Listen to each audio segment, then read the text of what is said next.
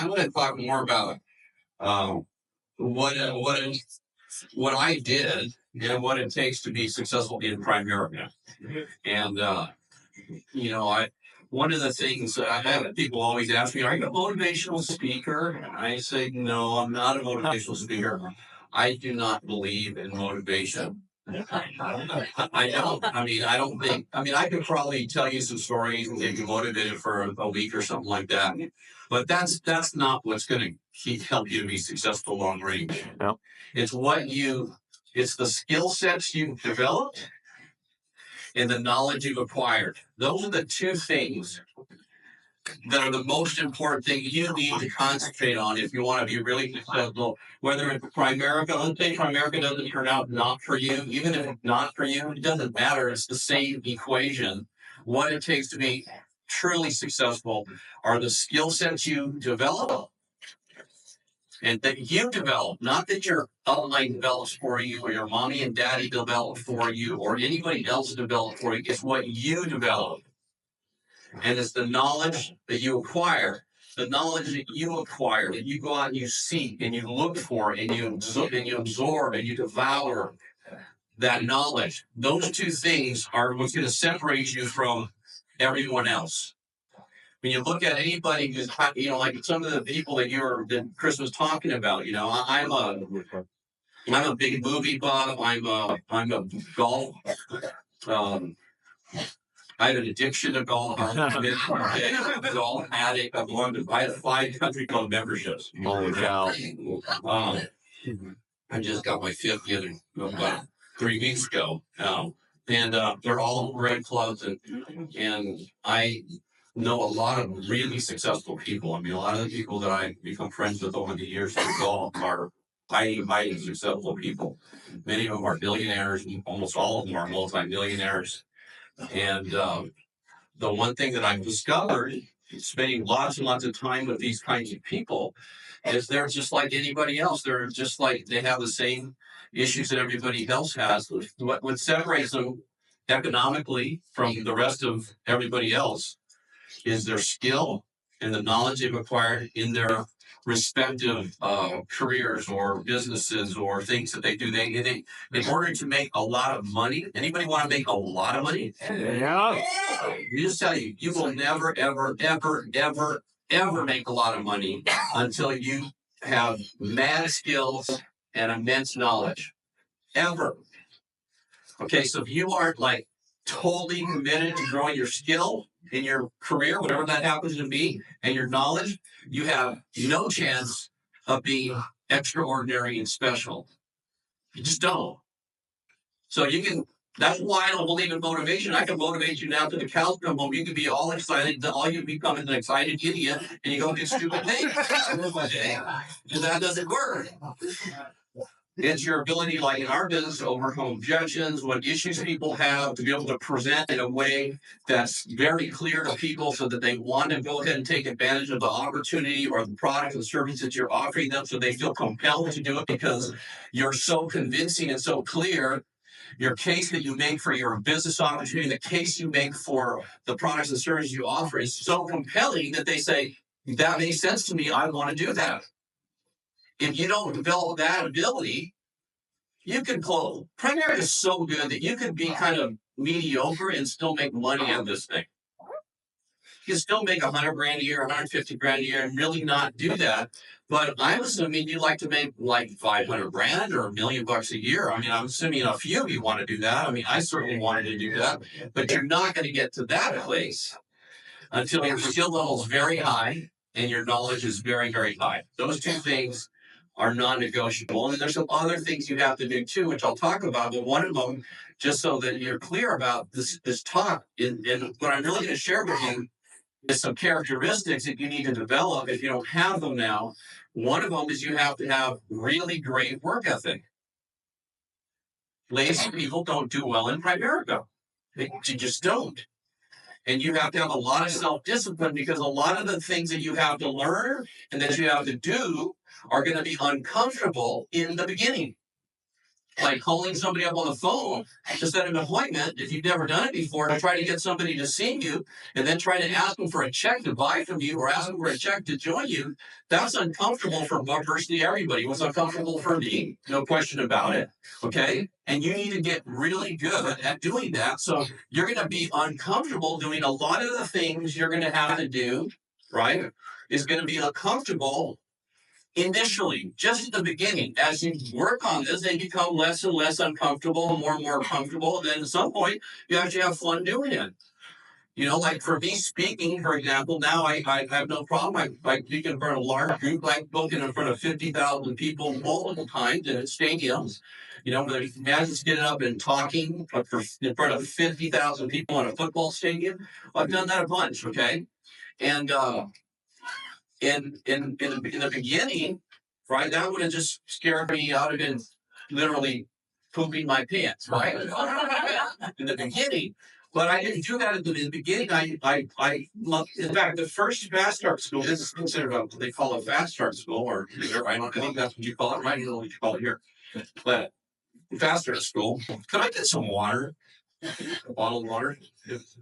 Anyway, the first time that I spoke at a fast start school, thank you very much. And those of you who do this is all going to make sense at some point. Believe me, yeah, I know I'm kind of rounding a little bit, but the first time I spoke at a fast start school, there were 65 people. I was still part-time, and I hadn't even recruited one agent into my business at that point. It was July of 1984.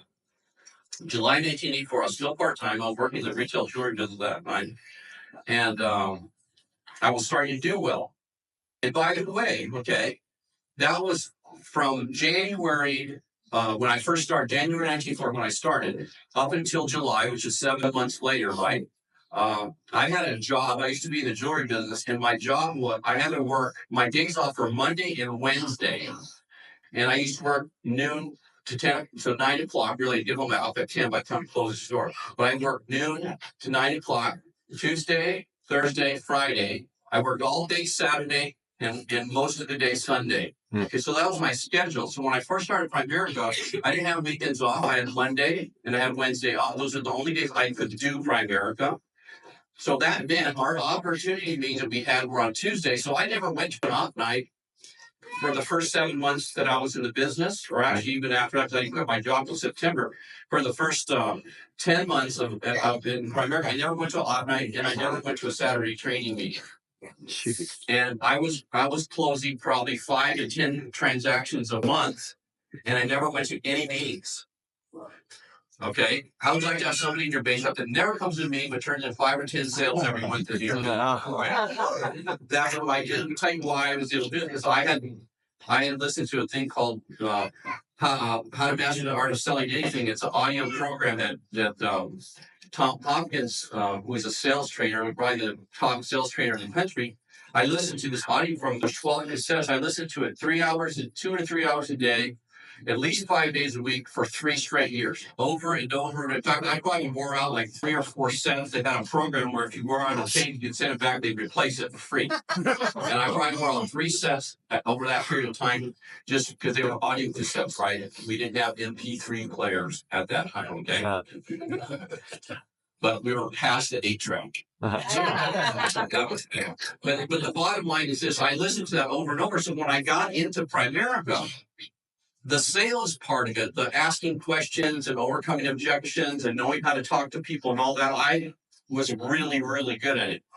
So all I needed to know is how do the products work, what are the features and benefits, why do they make sense, and why should my clients buy them?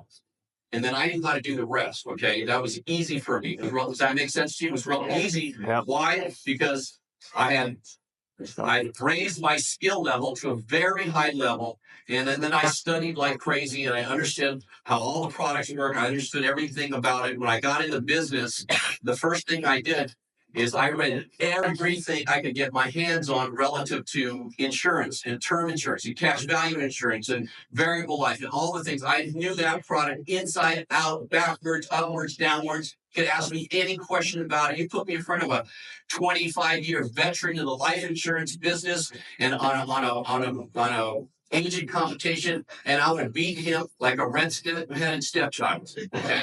Because I knew what I was doing, I knew what I was talking about, and I had, when you really know what you're doing, you know what you're talking about, you know what you're doing is right. What happens to your self-confidence? It goes like crazy. So I was mega confident.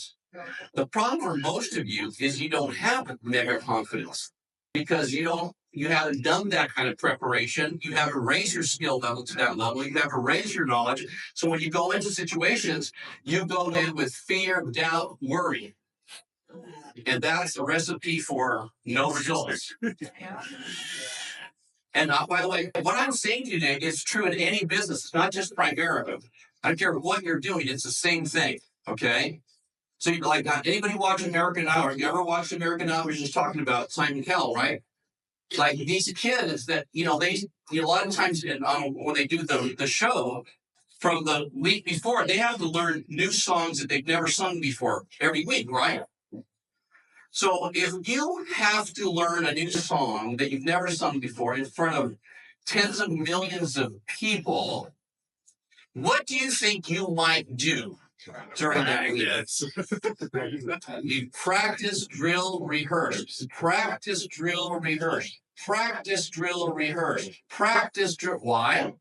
Because you don't want to come off not knowing the lyrics and sounding stupid and ruining your chance for succeeding, right? Right. Okay, except Primerica people, they do that all the time. They go in without practicing, don't rehearsing. They don't do what they should do, and then they don't get results. They go, I can't believe it. They didn't buy.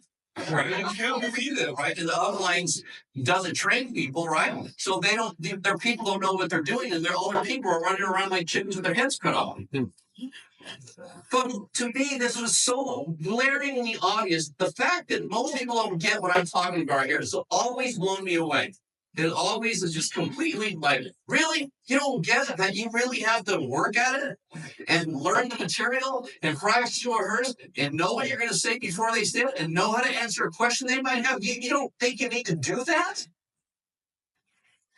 Because if you don't, how do you train the people that you're bringing on board? How do you train somebody if you don't know what the hell you're doing? How do you train a new person that doesn't know what? Now you got two idiots working together.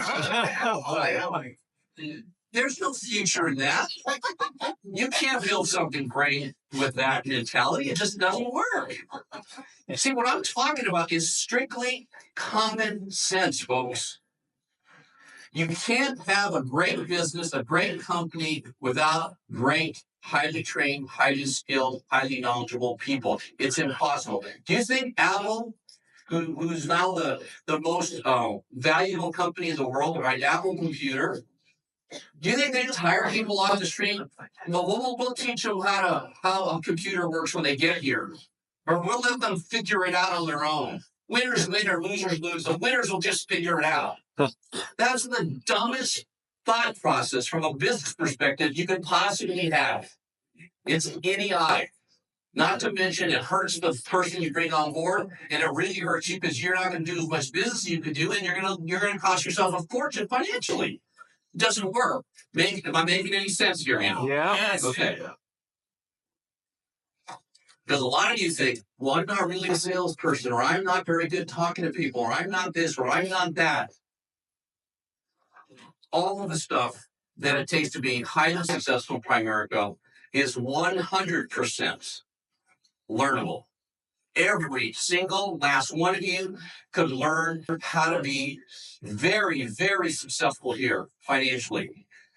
It requires the work ethic and self-discipline, right? To do the work, put in the time, to turn off your radio, to turn off your television, to start focusing your energy on the things that you need to know to be successful when you get in front of a potential prospect, a potential client, a potential recruit. You just have to know what you're doing. Anybody can learn that. There's countless examples of people who've done that in our business. I'm one of them. Chris is one of them, right? We've got, Jeff and Brandon and tons of people, Guzman right here. We've got all kinds of people who have done that. So it's not like these people aren't brilliant. They're not intelligent people. They're not special. Maybe their mom told them they're special, but they're not really special. Right? They just have taken it upon themselves to learn the material that they need to learn so that they can do the business, well. That's it. It's not that complicated. Building a big, successful business is really very, very, very simple. Does it require some action on your part, self-discipline? Yes, it does, right? Is it an easy road? Is it like a smooth road, right? No, of course not. It's going to be bumpy on the way because you're learning, right? And hopefully you're learning from the errors you make. The one thing you don't want to do is keep making the same mistakes over and over and over again, right? You want to learn from mistakes or find out made millions of mistakes, but I've repeated them over and over again, right? I would look at where I was deficient, where I was weak, and then I would work to rectify that weakness. One of the things I focused on where I was weak when I first started. If you're really honest with me, how many of you have a tendency, like I did, to procrastinate? Anybody? Look at the room. Okay, virtually everybody. The other ones of you are alive. Okay. I was a procrastinator. I used to be a procrastinator. I don't like conflict. I don't like conflict. I don't like rejection. How many of you do not like to be rejected? Raise your hand if you do not. Okay, everybody, right? I don't like being rejected. I never liked being rejected. But you know what I figured out? If I could get really good, really great at overcoming the objections that people bring up, really good. I mean, practice till I heard like crazy. So that whenever an objection came up, like, I want to think about it, or I want to talk to my agent, or I'm not a salesperson, or I don't have time, and all the things that all of you are coming up with right now. Before you're not going to do Primerica, right? All those objections. When you learn how to overcome, I said, if I could really learn how to overcome those things, then I'm going to take my rejection from here down to here. So I'm not going to experience much of it. And so if I'm not experiencing a lot of rejection, I'm having more success. It's going to motivate me to talk to more people, to make more appointments, try to recruit more people. Does that make sense? Yeah. And the reason most people don't do anything is they know they're not competent. They know they don't know. So what they do, because they know that if they make an attempt to recruit or make an attempt to set an appointment or make an attempt to close a transaction, make an attempt to do anything, they're thinking, this is not going to turn out because I don't really know what I'm doing. And I don't know the answers. So what do people do when they foresee potential rejection? Do they jump into it like a fireman jumps into a fire? No, they retreat. They avoid doing the very thing they should be doing. This is why I'm constantly like a broken record about training and developing people, because your people, if they're normal human beings, if they don't feel confident, if they don't know what they're talking about, if they don't know how to present, if they don't know how to prospect, set appointments, do a presentation, know how the products work, know how to recruit somebody, know how to get somebody in the field, if they don't know how to do that, they will avoid doing it. That's human nature. They won't want to do it because they will perceive, or they will think, they will believe they're going to get rejected. And none of us wants to be rejected, do we? Okay, so if you're their leader, what you should be doing then, right, is making sure they know how to do all those things really, really, really, really, really, really, really, really well. So that you can minimize the amount of rejection they get, so that they'll get more motivated to do more of the thing that you want them to do. I hope this is not going over your head, because to me, this is just, 101, business 101, right? You've got to do that. And those of you that are ranking, you're not even sure you're going to get involved, I'm telling you, if you just learn the 7 fundamentals we'll talk about in a second, you are going to be able to have success at this thing. It's not that difficult. You're making money in Primerica. I'm never worried about making money in Primerica. I have not looked at, I've been in Primerica, this is my 30th year. I have not looked at a check that I have received from Primerica in 30 years. No, I've never looked at a check. Jan, my wife handles all the financial part of our business. I've never even looked at a check. I don't worry. I've never worried about making money. I never worried about winning a contest. I never worried about getting a promotion. I never worried about any of that. You might think, oh, come on, Hector. Yes, you did. I did never. Because I understood the connection between being great at what you do and teaching your people to be great at what you do. That would create all the things that I just said. Making money, if your people are really good and you're really good, making money is a snap in Primerica. If your people are really good and you're really good, getting a promotion is a snap. If you're really good and your people are good, getting a promotion, winning a contest, it's a snap. It just happens. It's automatic. You don't need to think about it. You don't need to motivate people. You don't need to do that. The bottom line is this: if you all are not motivated to improve your family's life or your own life or people you love life, right? There's not a darn thing I can do to motivate you to do that. Yes. You're homeless. You are not worth spending any time with. Mm-hmm.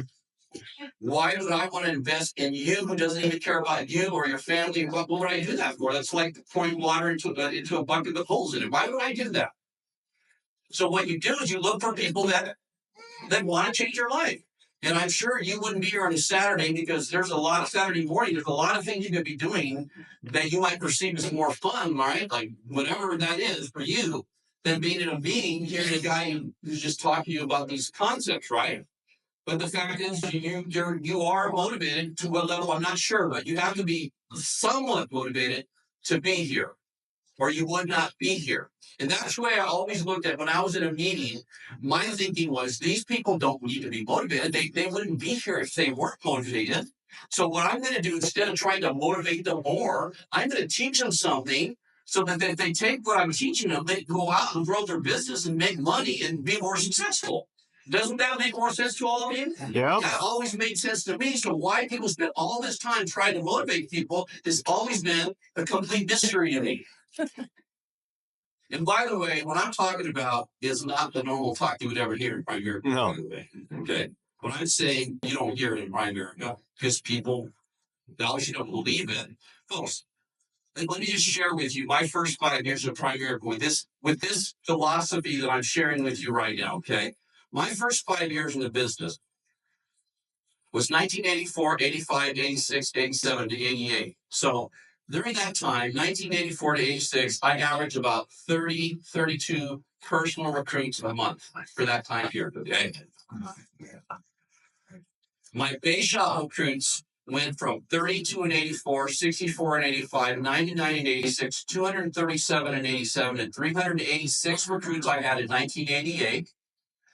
1988 was my biggest recruiting year I ever had in my entire career in Primerica. 386 recruits, which works to about 32 recruits on average per month.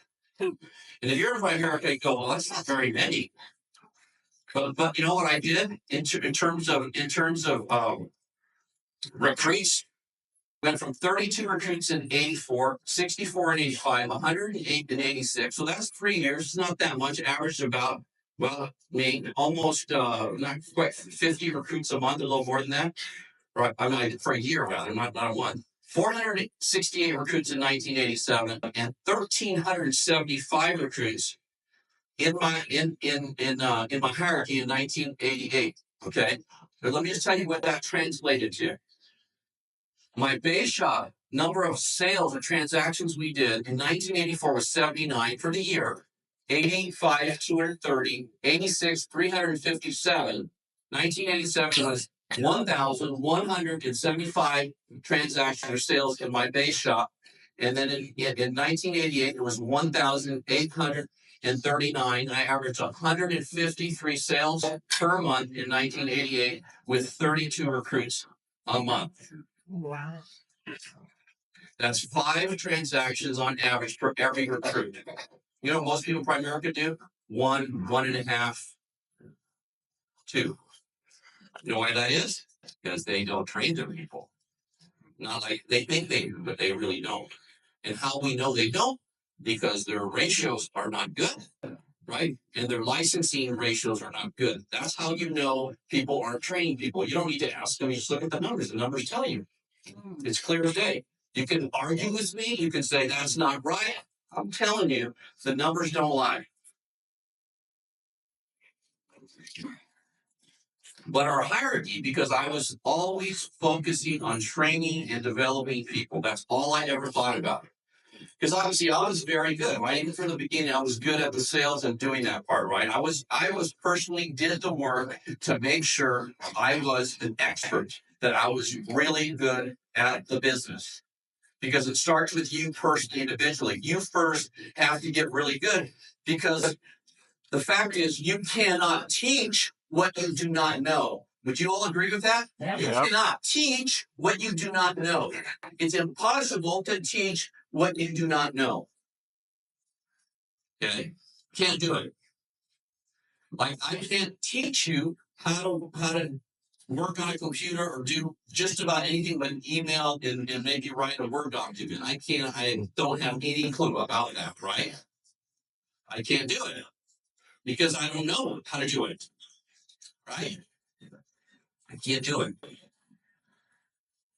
And so if you think you're going to build something great, the first thing you have to concentrate on you being great. If you aren't great, you can't help somebody else to be great. And I don't mean good either, I mean great, because good is the enemy of great. I was never interested in being good or good enough. I wanted to be great. When I was in school, right, high school and in college, I was an athlete. I played all the sports in high school, and I was a pretty good athlete. I played, baseball, football, and basketball. I was a captain of my basketball team, and when I was a senior, I was pretty good.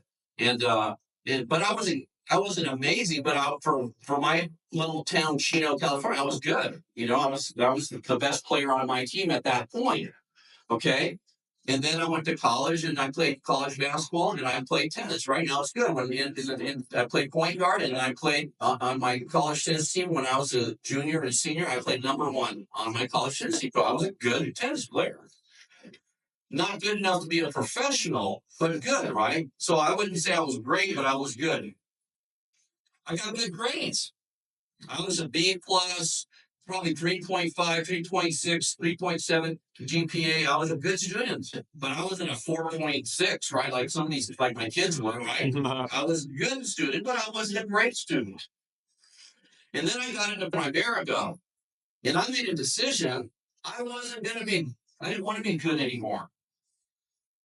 I wanted to be great. I was not interested in being good at the business. I wanted to be great at the business. And if you're going to be great at something, you have to have a never-ending focus on developing yourself. It cannot be like, oh, I read a few books last year and that's good enough. No, it's not. Folks, I've read over like 1,500 books on personal development over the last 30 years. That focus is not about being good. That's about being great. Most people don't read like 15 books after they graduate from high school, let alone 1,500. I probably spent 200,000 plus on seminars and tapes and all that kind of stuff over the last 30 years.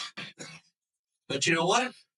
Primerica's paid me, I don't know, 62, 63, 64, $65 million since I've been here. Million. And that's not including money that I've made on investments I've made with the money that I made in Primerica over that time period. That's just the cash flow from Primerica. Some of you thinking, oh, he's lucky. No, 1,500 books doesn't equate to luck. There's no luck involved there. Okay? That's preparation. You know what they say, right?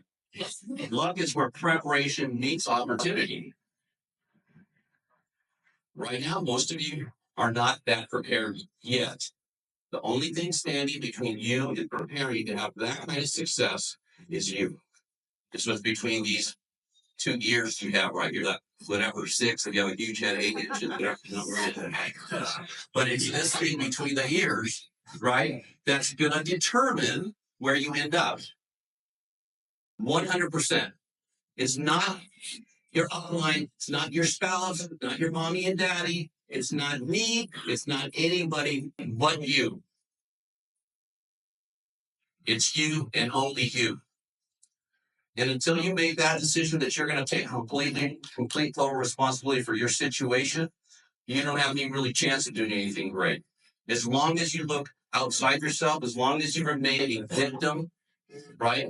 Whatever that victimhood is very prevalent in this country today, unfortunately, right? Everybody's looking for something, right? If it wasn't for this or that, I want the government to take care of me. All this ridiculousnly, right? The reality is you have all the power.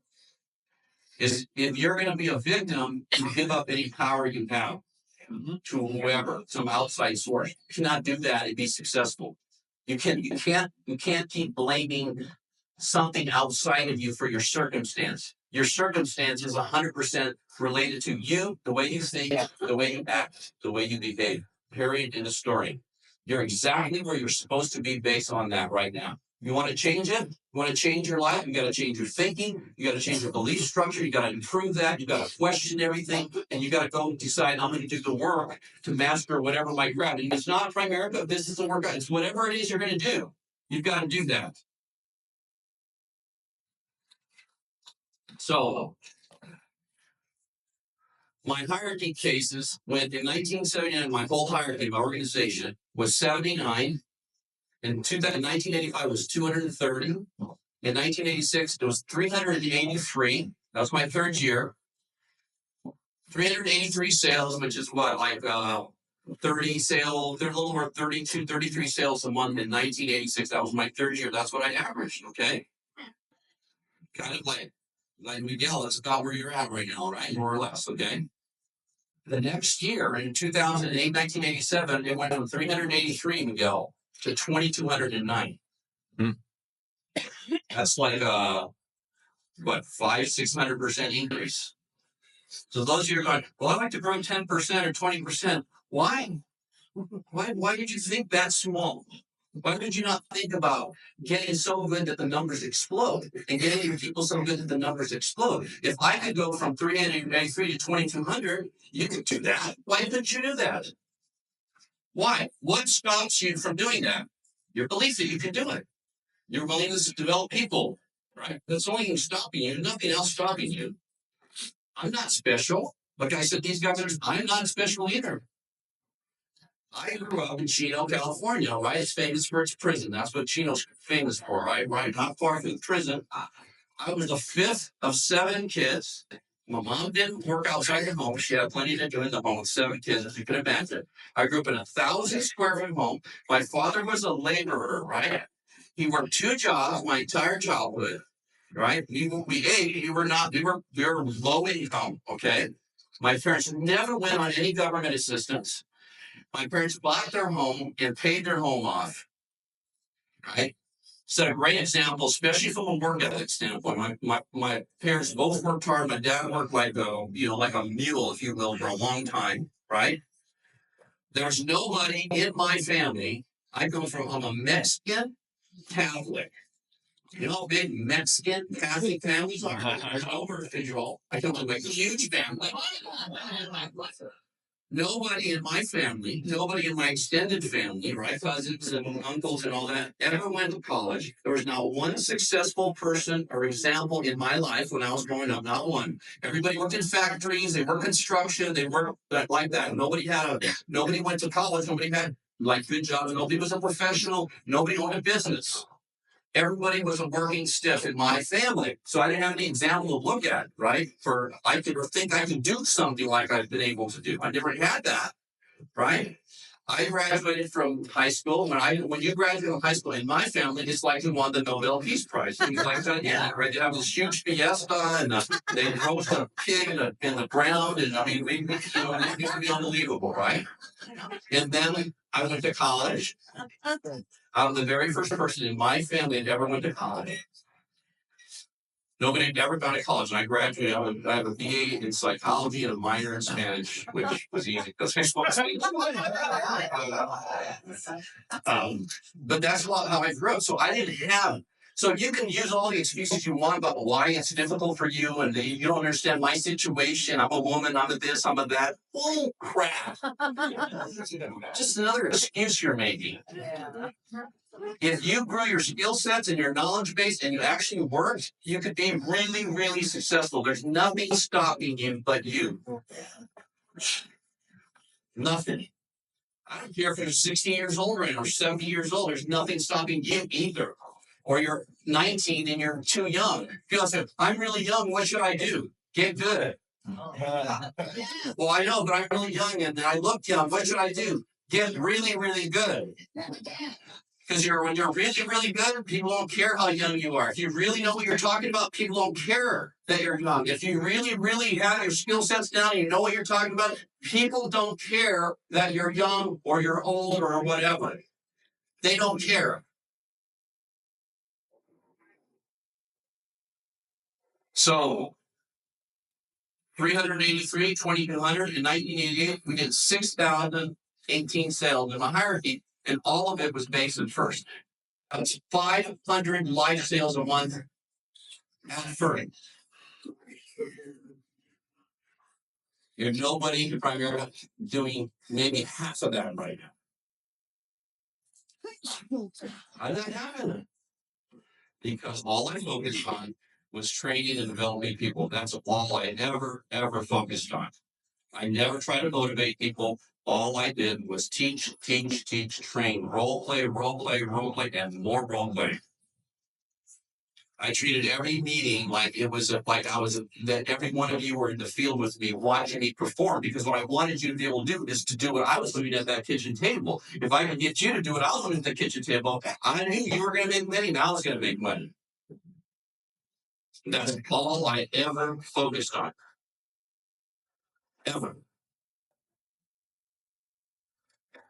So, of course, my income went. In 84, I made $18,000. In 85, I made $35,000. In 1986, I made $86,000. In my third year, I made $86,000. In my fourth year, I made $409,000. My income went from $86,000 that year, which is about what, $7,000 a month, $8,000 a month, to $409,000, which is like $34,000 a month. And then in 1988, it went to $855,000 in 1988, which is a lot. And it just kept on going from there. But the reason that I have that kind of a 5-year stretch, that 16-month stretch, is because my complete and total undeterred goal was to develop people. That's all I thought about. That's all I focused on. I wanted to turn everybody into me. I wanted everybody to operate exactly the way I operated at the kitchen table, to say the things I said, to answer questions the way I answered them, to present the material exactly like I presented it, to be able to do everything exactly like me, because I was closing 8, 9, 10 out of 10 people I sat down with if they were qualified, and I knew if I could get them to do what I was doing, they would do the same thing. They would start believing they could be successful. They would start thinking they could become an RVP, and people don't go full time, or they don't try to become a regional vice president until they believe they can be successful at it. They won't even attempt it. They won't even try. They won't make an RVP run. They won't do it until they believe. They believe. Not that you believe in them, but they believe. And nobody gets to that place without doing the work. Nobody. Every now and then you got a really highly motivated person that will do it in spite of you, but if you count on that, you're an idiot. Those people are so few and far between, it's ridiculous. Okay. Am I making sense so far this morning? Like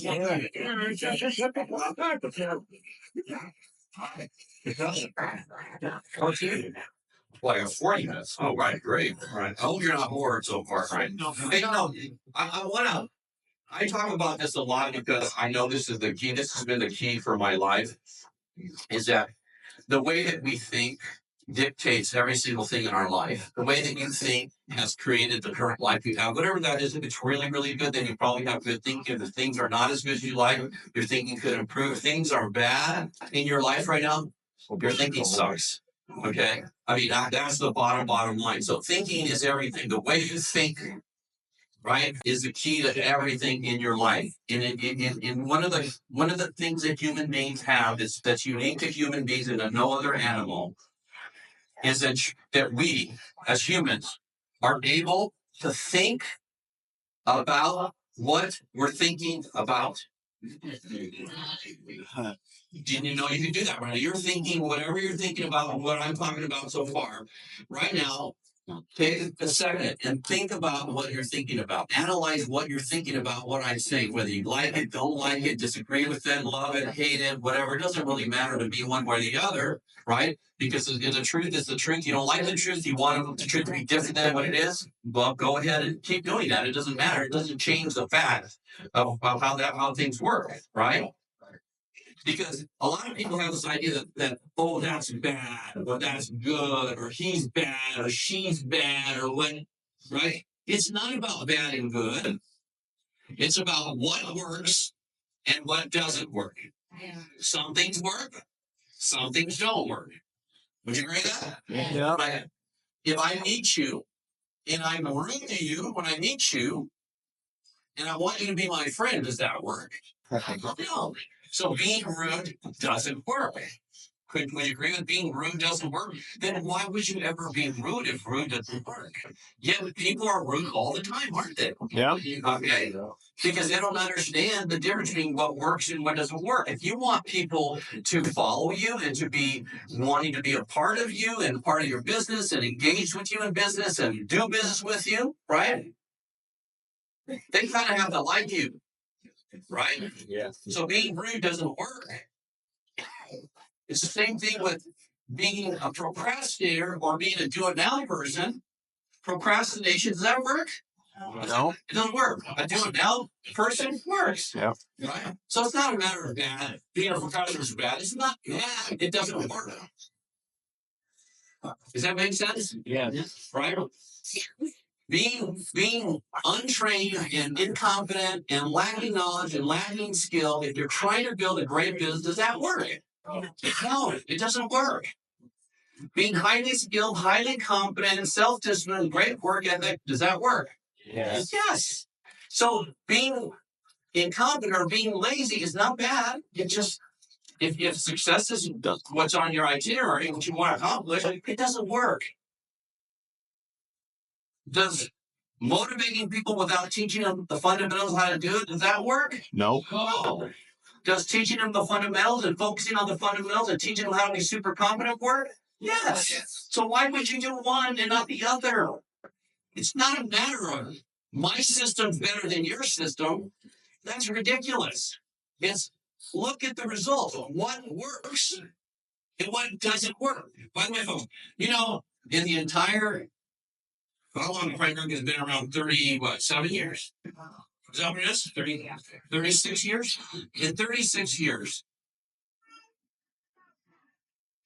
I am the only person in Primerica history in 36 years that has more than one person that does over 250,000 a month in their hiring. I have three. No, not one other person in 36 years has more than one. Wow. Not one.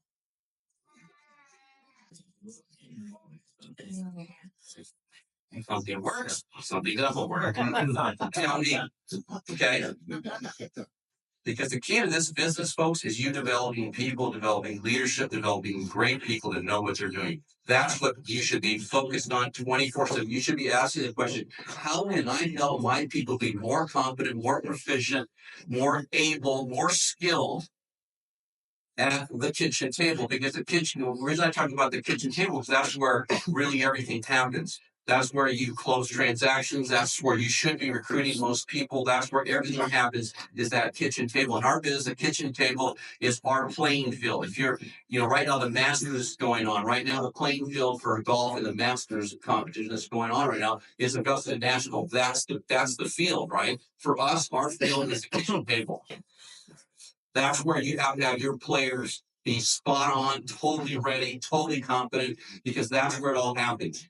And if they're constantly getting beat, which means they're not closing transactions, they're not recruiting people because their skill level's too low, their knowledge base is too low, right? They're constantly getting hammered at that kitchen table. Pretty soon they're going to go, you know what, this game's not for me. But if they get really, really good and they start, maybe not closing every one, but the closing ratios start going up, they start closing a higher percentage, maybe it goes from 50 to 60 to 70 to 80%, they're going to start thinking their belief's going to be, I'm pretty good at this thing. I think I can maybe do this for a living. I think I could be an RVP. And as soon as they have that thought happening in their mind, they're going to start working towards that. If they have the opposite thought, they'll never in a million years work toward it. It's why most RVPs never produce an RVP. Or if they do, they're not very good. Because they never focus on them being very good. That's not been the priority. It's winning a contest, making money, it's doing something else. So the personal development, folks, is everything in your life, whether you do Primerica or not. If you're smart, if you learn anything from what I'm talking about today, you're going to develop a personal development program where you're going to work on whatever things you need. You know what your strengths are, you know what your weaknesses are, whatever they are. For me, I told you I'm a procrastinator. So what I did is I took a Franklin planning course, right, where you can learn how to manage your time. I took it was a 2 or 3 day course on how to manage my time because I would push things off and all that. And I learned how to manage my time.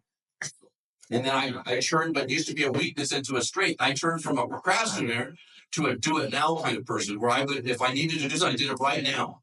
I didn't wait. I didn't worry. I didn't think about, I really feel like doing it right now. I'm nervous to do it. I just did it. I got to have it just do it now.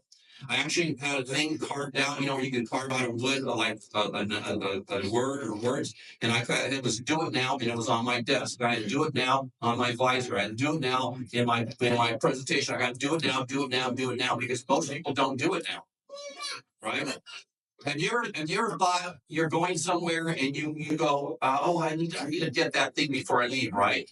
But you don't do it right then? And then you get in your car and you're on your way and you forgot that thing? Yeah. If you would have done it now, you wouldn't have to turn around and go back and get that thing, would you? Yeah. Okay. So the do it now attitude is a winning attitude. It's a winning way of behaving. It's a winning characteristic. You need to learn how to do it now and not put things off. The more you put things off, the worse things get. How many of you would like your kids, when you tell them to do something, they just did it now? Where do you think they're learning to not do it now? Yeah. I don't like this guy. So you got to develop that. You got to develop your sales skills. I don't have time. There's a audio that I did. It's called Overcoming Objections. It's called Hector Overcoming Objections. You can get that at HectorLaMarque.com. And that will teach you the basic. They're all the same objections. And more importantly, why you should listen. I think you should listen to that audio program maybe at least 100, maybe 200 times if you're really, really serious about becoming like a master. And I don't want you to be me. I want you to learn the technique of how to ask questions and how to get people to move through the art of asking questions. If you really listen to that audio program, you're going to hear me. Just pay attention to all the questions I ask. Because questions are the answer, aren't they? Yeah. Right. Yes. Okay. So questions. It's not talking at people, right? You want to become a tremendous conversationalist? Just learn the art of asking questions. Find out about people. I play a lot of golf. I'm meeting new people. I've met a bunch of new people since I joined this new club in Scottsdale called Whisker Rock. And I'm meeting all these different people. And when I play golf with these new people, I'm asking questions nonstop. So how long have you been a member? First I asked, how long have you been a member? And they asked me, I go, like 3 weeks. And then I asked, so are you married? You go, yeah. So how many kids do you have? Oh, I got X many kids. Really? What are your kids doing now? Oh, great. Where do you live when you're not here in Scottsdale? And then they tell me, and then I said, what is it that you do for a living? You're still working. What do you do for a living? And they tell me what you do. I said, wow, that's interesting. How did you get started in that? What do you like about it? What would you change or alter about it? Right? If you had to do it all over again, would you enter that business again? I mean, I started asking all kinds of questions. You know what happens at the end of the round? I find out everything about them, their kids, everything I can find out. I just keep asking questions, and not in an intrusive way. Just like, by the way, what are your kids doing? I just want to know. I'm interested. I find out all kinds of stuff about them. Guess what? They never do. Nothing.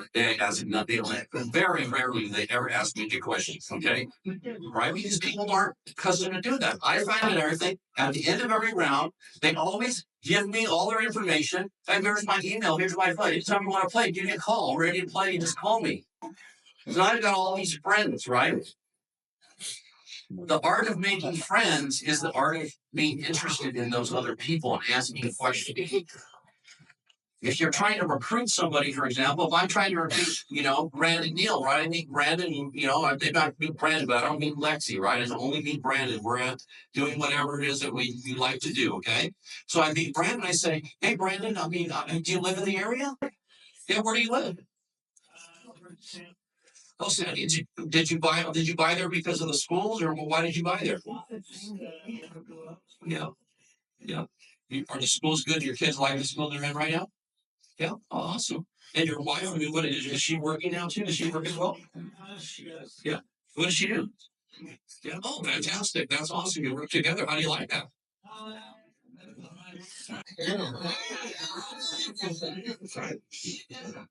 Do you love what you're doing right now? Is that, yeah? No. Yeah, yeah. You don't plan on doing that till you die, right? You want to do something else?